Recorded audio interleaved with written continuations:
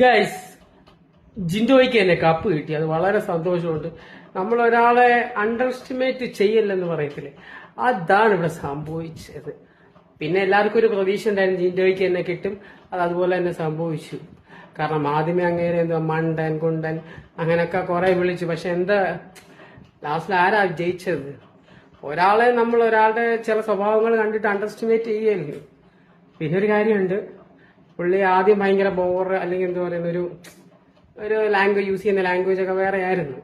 പക്ഷെ അത് കഴിയും തോറും ദിവസങ്ങൾ കഴിയും തോറും പുള്ളി ഇമ്പ്രൂവ് ആയി. പുള്ളി ആദ്യം വന്ന ഒരാളെ അല്ലായിരുന്നു പിന്നീട് കണ്ട ജിൻഡോ.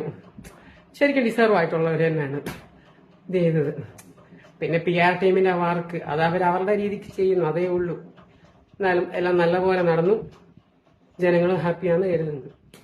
പിന്നെ എല്ലാവർക്കും കൺഗ്രാൻസ്. ഇപ്പൊ അഭിഷേകനാണെങ്കിലും